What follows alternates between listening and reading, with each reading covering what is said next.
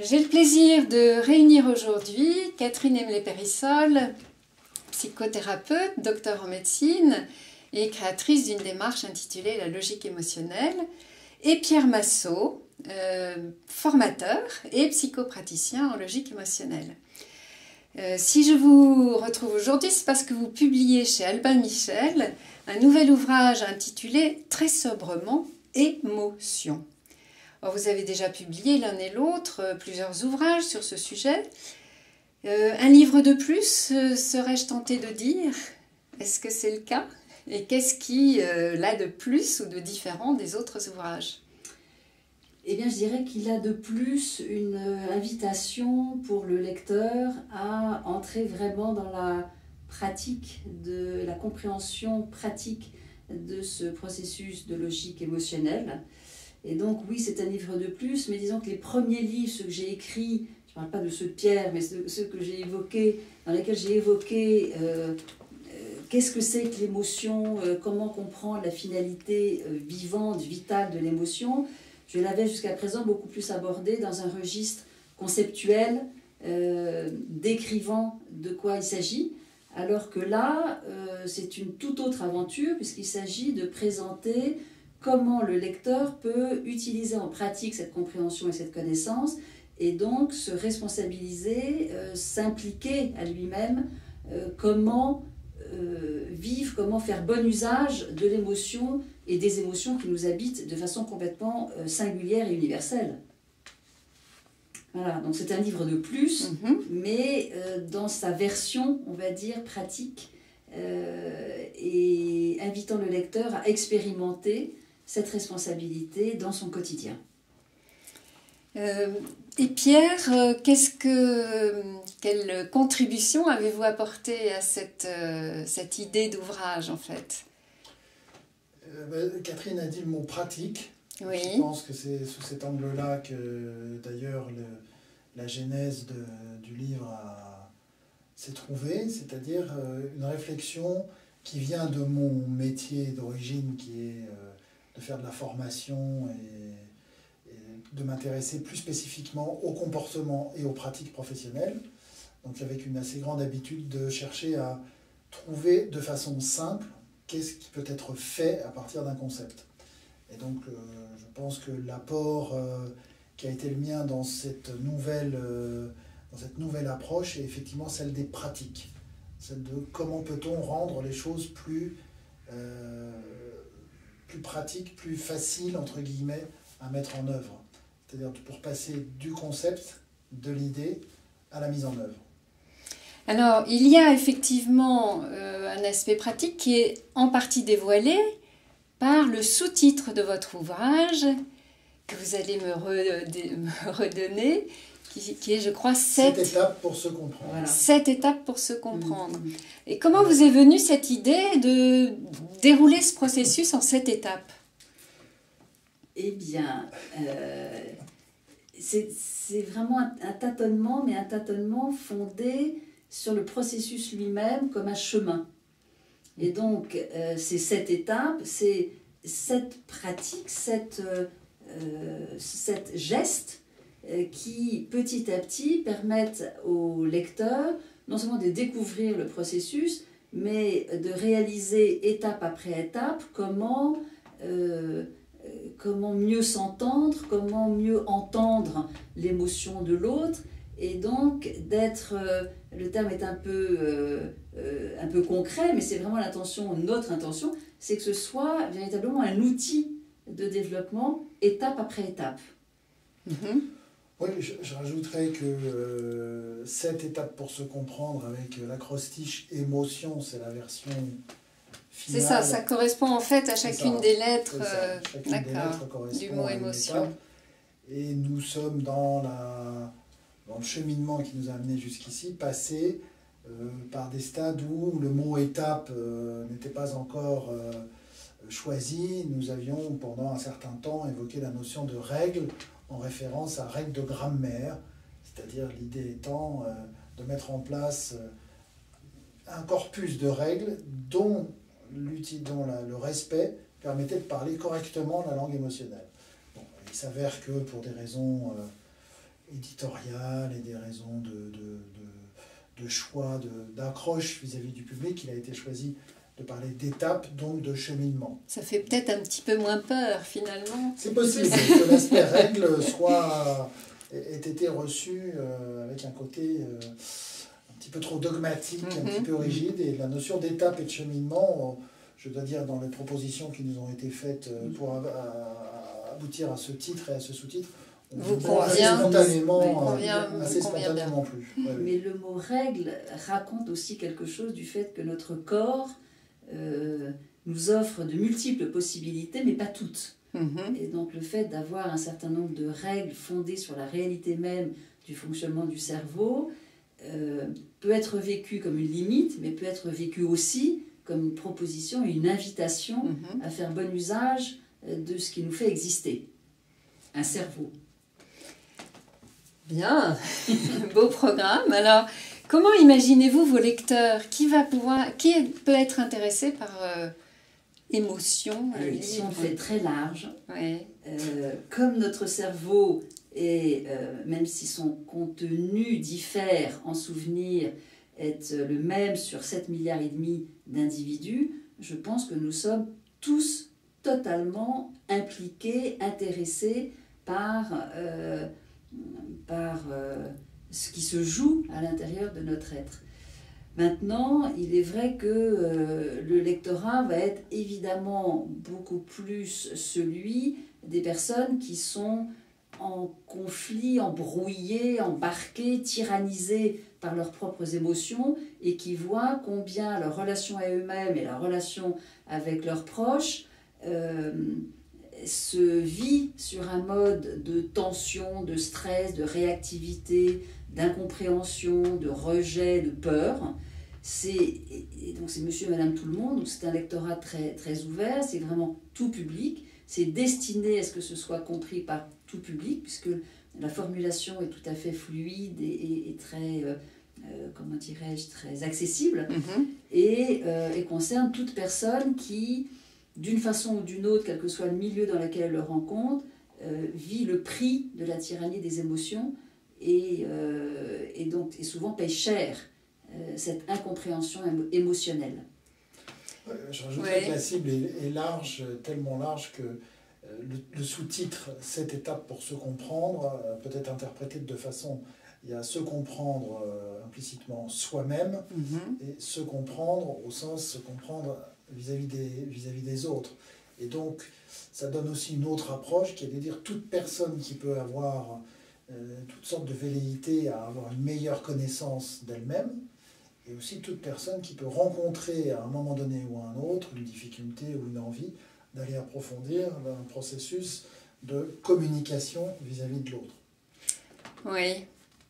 Donc c'est les deux à la fois. Ouais, mais j'ai une question quand même, parce que face à un livre, c'est pas forcément facile de savoir si on explique bien les choses, si c'est vraiment... si on est juste dans l'analyse que l'on peut faire de ce qui se passe.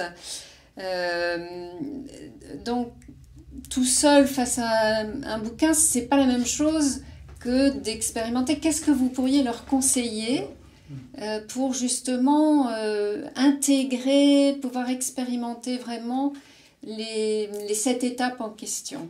Il y a un premier conseil qui est très formel, c'est de s'appliquer à utiliser les différents exercices qui sont contenus dans le livre. Puisqu'en fait, pratiquement dans chaque chapitre, il y a des auto-questionnements qui sont proposés, des petits tests, ou en tout cas des invitations à réfléchir soi-même. Ça, c'est une première chose.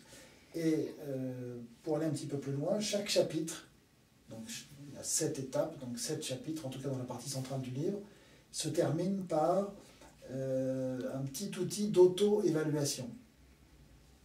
Ah, C'est-à-dire super, que ça. chaque personne peut, à la lecture de cet outil, constater que l'existence c'est un petit peu cela, ou l'existence c'était cela et ça vient de se modifier. C'est une auto-évaluation dynamique qui permet de voir où l'on en est. Donc les tests, les exercices c'est une chose, l'auto-évaluation c'est autre chose. Et en complément, je dirais, pour effectivement pallier à l'aspect froid, éventuellement un peu impersonnel que peut avoir un livre, tous les chapitres sont truffés d'exemples qui sont des exemples concrets, réels, qui ne sont pas inventés mais juste sortis de notre expérience. Ce sont des exemples qui sont parlants en fait, c'est ça, dans lesquels on peut se retrouver, se reconnaître éventuellement. C'est cela. Est-ce que tu avais d'ailleurs déjà, toi, connu Catherine dans ton premier livre, ou même dans tous les livres précédents, dès que tu cites des exemples, on voit bien que le lectorat se dit, voilà, mais attends, c'est moi. Je me reconnais. Vous étiez chez moi quand vous avez écrit ça. Oui. Et puis, de façon, pour aller plus loin, si le lecteur est intéressé à pratiquer et puis voir comment d'autres pratiquent avec ces différentes étapes de logique émotionnelle, eh bien, ils sont cordialement invités à des soirées. Il y a des ateliers qui ont lieu chaque année, une soirée par étape, où les personnes ont la possibilité à la fois de nous entendre parler de chaque étape dans son déroulé. C'est ouvert à tous, ces soirées? C'est totalement ouvert à tous, c'est ouvert au grand public. Ça a lieu à quel endroit? Alors, dans Paris, ça a lieu dans Paris, oui. Et puis de plus en plus, ça va se répandre en province. Ah, super. Donc, des psychopraticiens en logique émotionnelle diffusent déjà, d'autres vont s'y mettre pour pouvoir expérimenter ensemble la pratique de chaque étape et découvrir sur place vraiment ce que ça change d'utiliser telle formule, et cette formule étant directement issue de la compréhension du système nerveux. On assiste vraiment combien ces étapes parlent de notre fonctionnement et comment nous pouvons mieux vivre en étant mieux au courant de la façon dont notre cerveau fonctionne. Et donc le fait de le vivre ensemble, à travers ces ateliers, puis aussi il y a des stages, il y a des formations, tout ça existe. Et c'est une invitation à découvrir vraiment de façon très concrète ce que ça change que d'utiliser ces différentes règles, ces différentes étapes. Ok. Autre question, est-ce que cette démarche, donc la logique émotionnelle, peut être appliquée à différents environnements? Alors je sais que dans vos exemples, vous citez des cas de couple ou des cas d'émotions qui interviennent dans le milieu familial ou avec les enfants. Est-ce que c'est par exemple applicable dans le monde de l'entreprise où on en aurait peut-être un peu besoin? Est-ce qu'il y a, est-ce que ça s'applique partout finalement? Oui, c'est la même réponse que la question par rapport au lectorat. Est-ce qu'il y a une restriction quelconque? Non, il n'y en a strictement aucune, puisqu'en fait nous sommes habités par l'émotion du matin jusqu'au soir, quel que soit le milieu dans lequel nous sommes et quel que soit notre âge.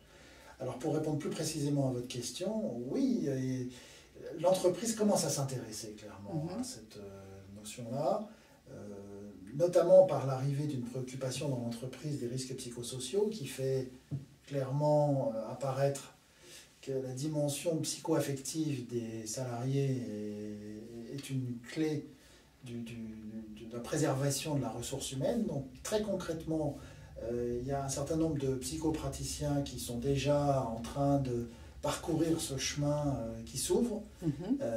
Dans la dernière partie du livre, nous l'abordons de façon un peu succincte, mais parce que on n'a pas forcément eu tout le volume nécessaire qui pouvait nous être alloué pour développer. Mais en tout cas, pour répondre à votre question, oui, bien sûr, la logique émotionnelle s'applique aussi à l'entreprise. D'ailleurs, un certain nombre d'exemples au fil des chapitres sont des exemples qui sont issus du monde professionnel. Et des applications pratico-pratiques de la logique émotionnelle, et en particulier des sept étapes, sont en train, timidement peut-être, mais sont en train de pénétrer le monde de l'entreprise. Et l'éducation? L'éducation, c'est tout à fait juste. L'éducation, la santé, le couple. La santé aussi? Ah oui, bien sûr. On parle très volontiers de maladies psychosomatiques. Il faudrait dire d'ailleurs les maladies somatopsychiques plus que psychosomatiques. Tout commence par la résonance dans le corps de la vie au quotidien, Donc la santé est directement concernée à double titre. Elle concerne la personne dans son rapport avec elle-même et sa propre santé, et puis elle concerne énormément aussi les soignants, la façon dont les soignants sont directement impliqués avec l'émotion des patients. Et donc ça concerne beaucoup. Je suis médecin, donc je suis particulièrement sensible au sujet. Ça concerne énormément le monde de la santé et du soin. Et d'ailleurs, nous avons ensemble fait, ça se continue, des expériences de transmission des étapes dans un monde qui n'est pas celui de l'hôpital, qui n'est pas celui du monde médical pur, mais qui est le monde globalement médico-social, et qui reçoit cette démarche avec un intérêt... avec appétit. Ah oui, c'est le moins qu'on puisse dire. Très bien. Est-ce que vous souhaitez dire un dernier mot pour conclure cet entretien ?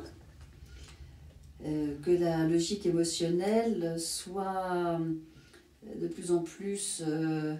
ouvre de plus en plus le cœur et la conscience de chacun, de manière à ce que à la fois le libre arbitre et à la fois le sens de la responsabilité se déploient dans un monde qui en a de plus en plus besoin.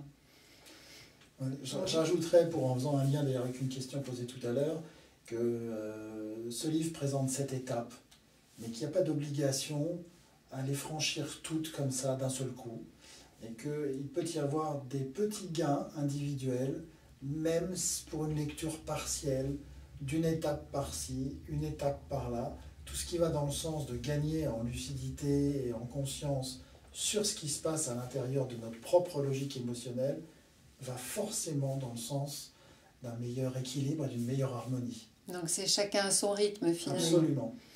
Ok, je vous remercie. Je rappelle le titre de votre ouvrage, Émotion, 7 étapes pour se comprendre, publié chez Albin Michel. Merci, à très bientôt. Merci. Au revoir.